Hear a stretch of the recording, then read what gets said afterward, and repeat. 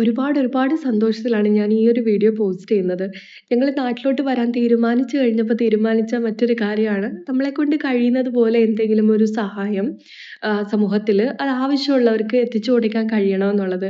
അങ്ങനെ ഞങ്ങൾ പലതും പ്ലാൻ ചെയ്തിട്ടൊക്കെയാണ് നാട്ടിലോട്ട് വന്നത്. പക്ഷേ അൺഫോർച്യുനേറ്റ്‌ലി നാട്ടിലെത്തി ഒരു 2 ദിവസത്തിനകത്തില് ഞാൻ ഹോസ്പിറ്റലിലായി. ഒരാഴ്ചത്തോളം ഹോസ്പിറ്റലിലായിരുന്നു. ഇപ്പോൾ ഡിസ്ചാർജ് ആയി. ഇപ്പോൾ കുഴപ്പമൊന്നുമില്ല. അങ്ങനെ ഇരിക്കുന്നു. അപ്പോൾ ഞങ്ങള് ഇങ്ങനെ ഇവിടെ കോഴിക്കോട് എടക്കാടുള്ള ഡിവൈഎഫ്ഐ പ്രവർത്തകർ ത്രൂ കോൺടാക്ട് ചെയ്ത് കഴിഞ്ഞപ്പോഴാണ് ഇവിടെ കോഴിക്കോട് വെള്ളിമാട് കുന്നില് ഒരു സാമൂഹ്യനീതി കോംപ്ലക്സ് റൺ ചെയ്യുന്ന കാര്യം അറിയുന്നത്. ഇത് ഡിപ്പാർട്ട്മെന്റ് ഓഫ് സോഷ്യൽ ജസ്റ്റിസിന്റെ അണ്ടറിൽ വരുന്ന ഒരു സ്ഥാപനമാണ്.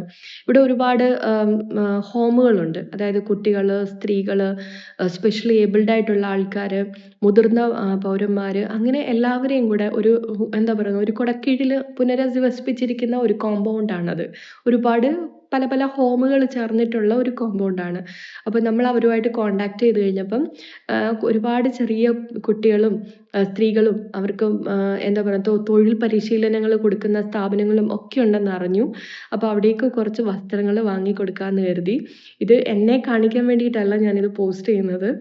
മറിച്ച് ഇങ്ങനെ ഒരു സ്ഥാപനം നമ്മുടെ ഇടയിലുണ്ട് എന്ന് ഒരു എന്താ പറയുക അവയർനെസ്സിന് വേണ്ടിയിട്ടാണ്. അപ്പോൾ ആർക്കെങ്കിലും എന്തെങ്കിലും സഹായം ചെയ്യാമെങ്കിൽ ചെയ്യാൻ കഴിയട്ടെ എന്ന് കരുതി.